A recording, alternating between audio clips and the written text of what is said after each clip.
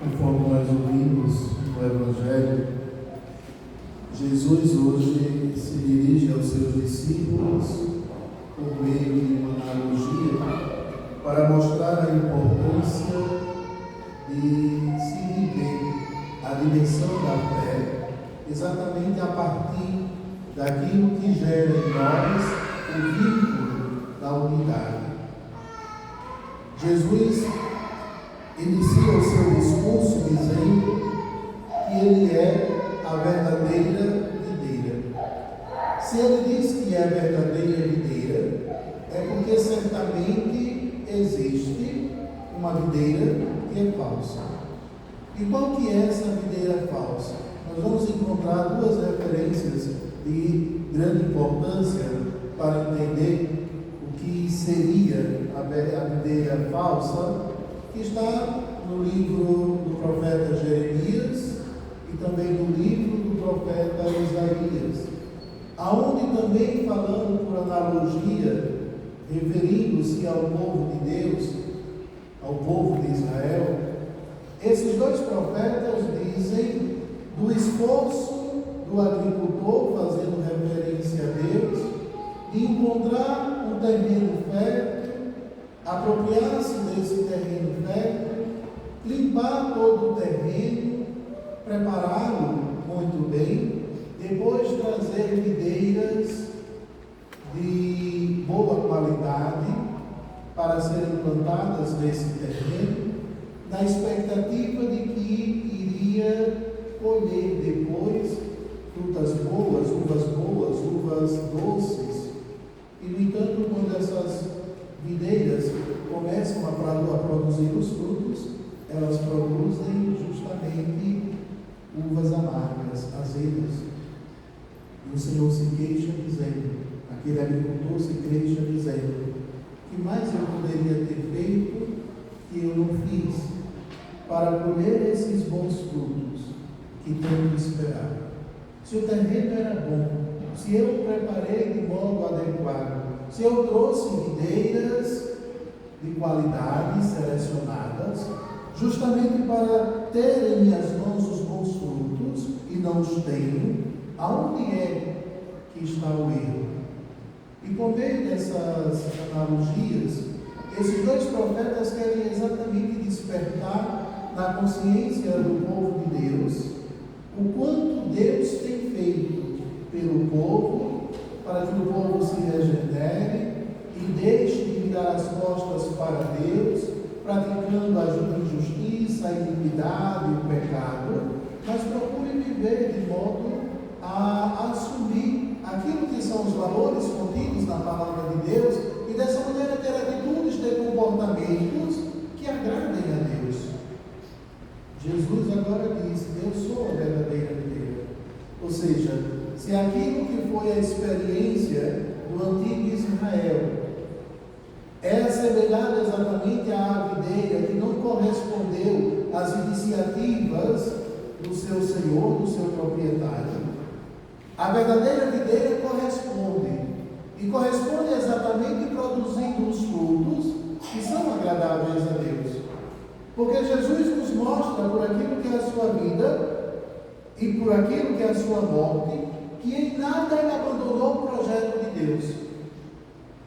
Quando ele mesmo percebe que vai se dar início ao cumprimento pleno da vontade de Deus, aproximando-se, portanto, do mistério da sua paixão, morte e ressurreição, ele diz, é chegada a hora em que o Pai vai ser glorificado.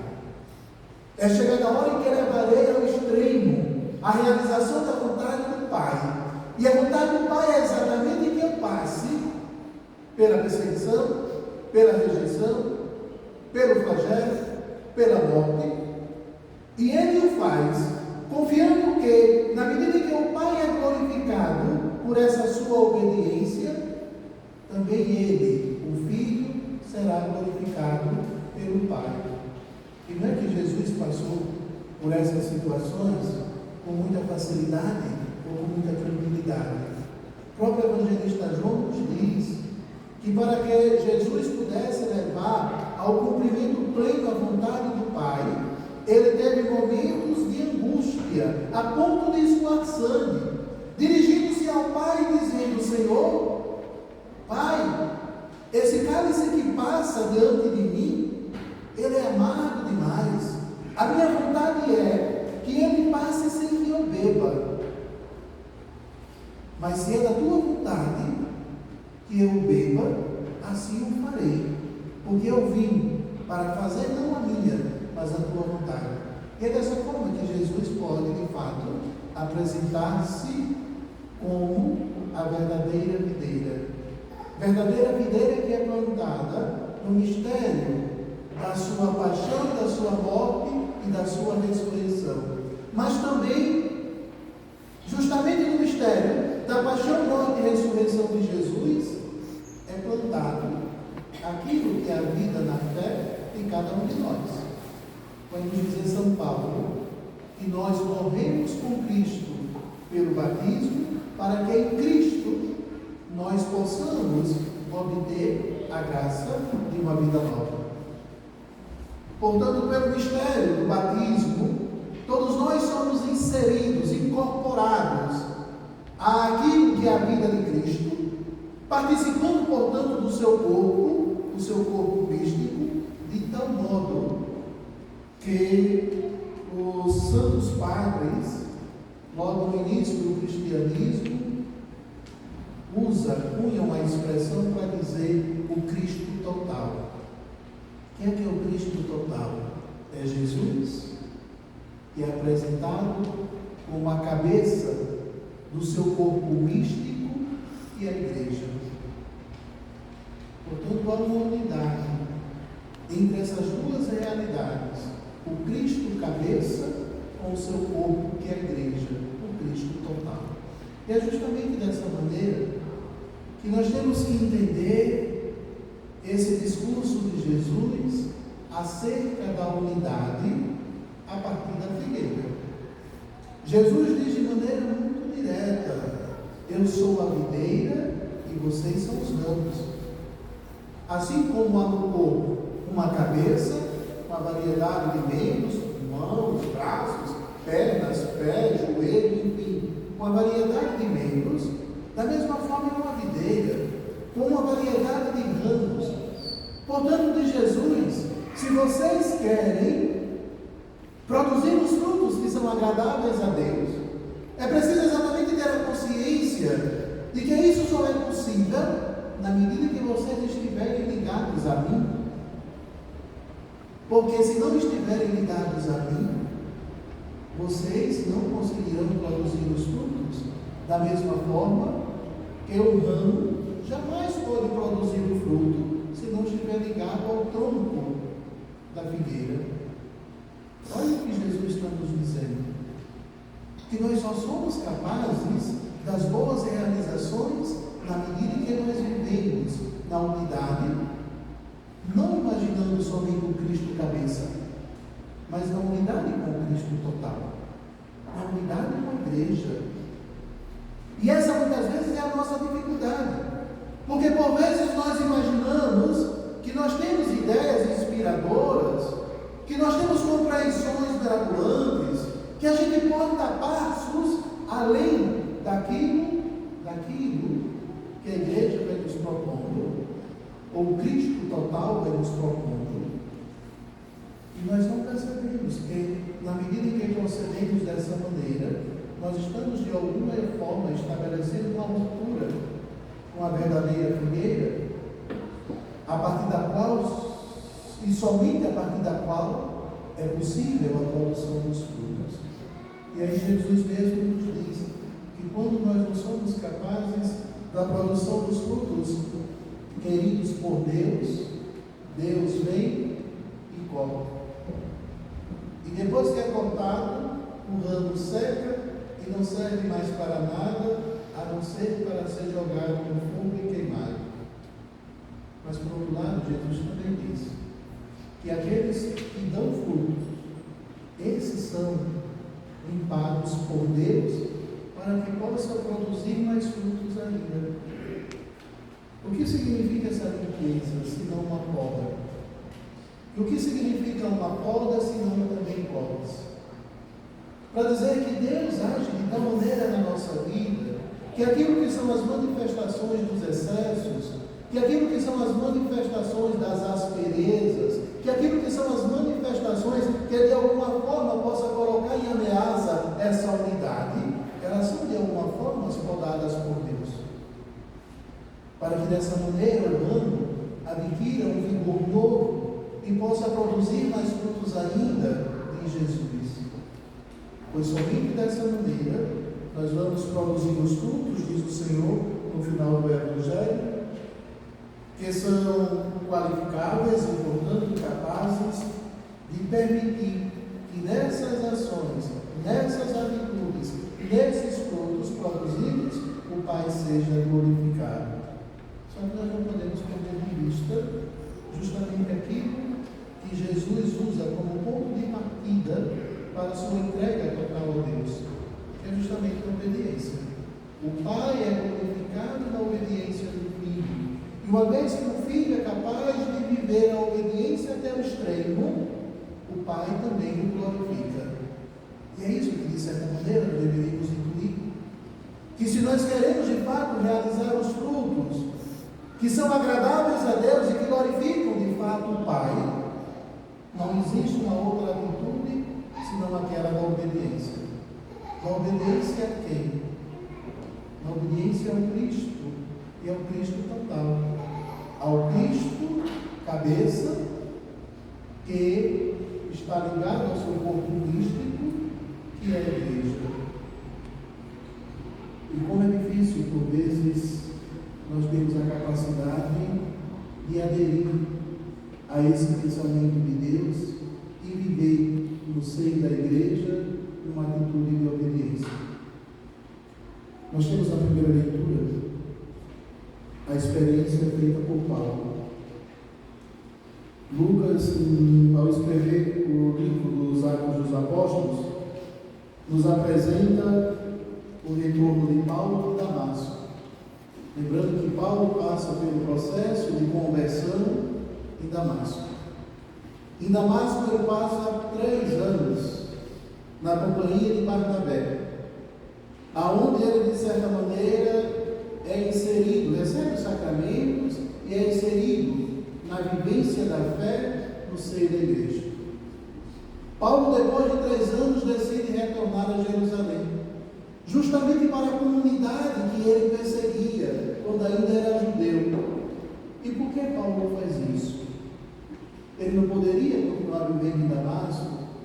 Por que ele vai ao encontro da comunidade cristã ali em Jerusalém?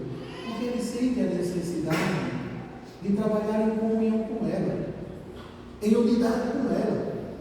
Paulo não quer viver o seu ministério abraçado agora na igreja, quando ele passa por esse processo de conversão, simplesmente como um bom pregador que era, e realizando as boas obras como realizou.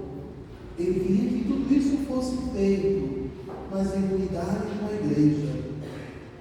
E Paulo vai para Jerusalém. O que é que nos diz Lucas?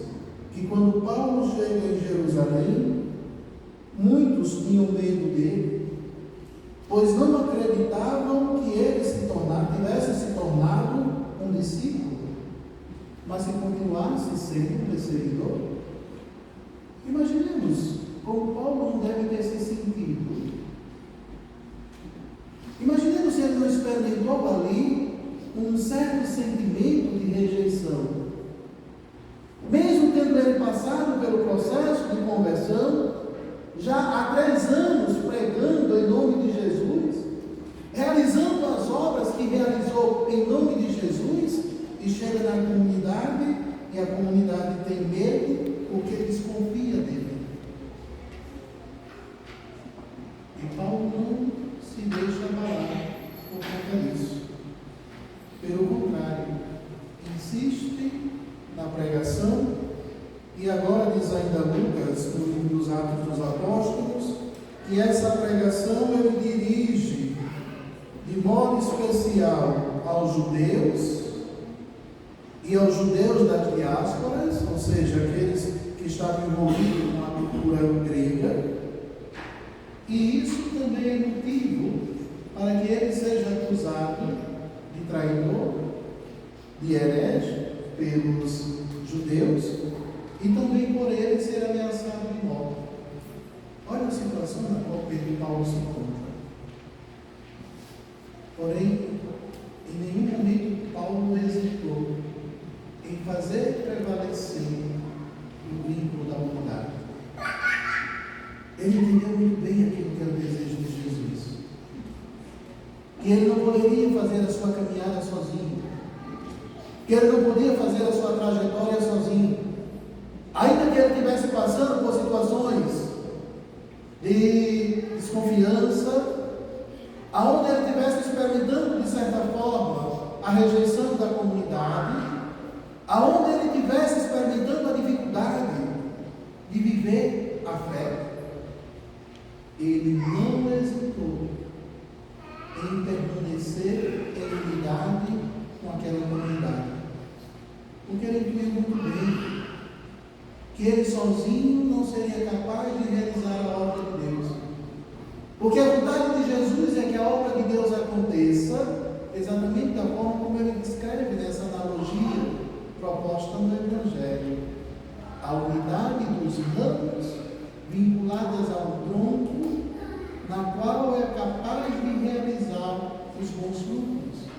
E é isso que Paulo quer fazer: realizar os bons frutos, realizar a obra de Deus, mas não como expressão de uma vida individualizada, como se ele agora tivesse enriquecido, fortalecido pelos carismas que recebe do próprio Jesus, e por conta disso ele acha que pode fazer as coisas sozinho, ou como se estivesse fazendo uma trajetória, uma caminhada paralela à igreja. De forma alguma, Paulo procura se sujeitar, mesmo enriquecido com os carismas que tinha, se sujeitar na obediência àquilo que era a igreja. Da mesma forma que o fez Jesus, sujeitou-se à obediência ao Pai. Paulo, portanto, se sujeita à obediência ao Cristo total, ao Cristo cabeça com o seu corpo, que é a igreja, para viver inserido na comunidade cristã. E se a comunidade não me acolhe, e se eu experimento de alguma forma rejeição, é o que nós temos que fazer enquanto trajetória feita por Jesus. Mesmo diante de tudo isso, não hesitar em viver na obediência, porque querendo ou não, mais cedo ou mais tarde, justamente por conta da nossa obediência, se nós de fato estamos desejosos de realizar a vontade de Deus, nós vamos perceber Deus sendo glorificado nessas nossas atitudes, e ao mesmo tempo experimentaremos nós a glorificação do Pai, justamente por conta da nossa obediência. Agora, se nós vamos andar sozinhos, aí nós não vamos muito longe. Nós não seremos capazes da produção dos frutos, porque mais cedo ou mais tarde, a gente começa a definhar, vai murchando, vai perdendo a vitalidade, e quando menos esperar, nós estaremos secos e não serviremos para mais nada. Para mais nada.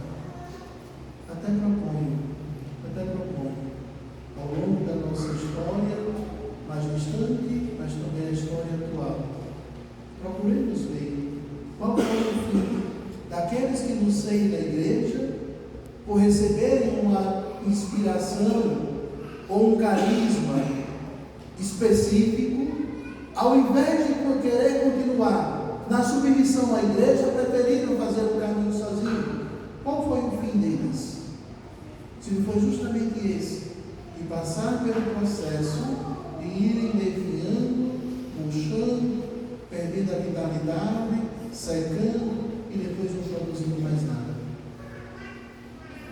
É a palavra de Deus que nos diz que nós só somos capazes da produção dos frutos agradáveis a Deus, na medida em que nós estamos unidos à verdadeira videira que é o Cristo.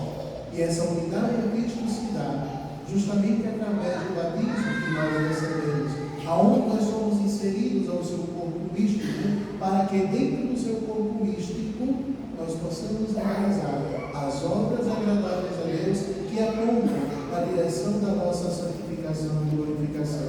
Assim seja. Creio em Deus Pai, Todo-Poderoso.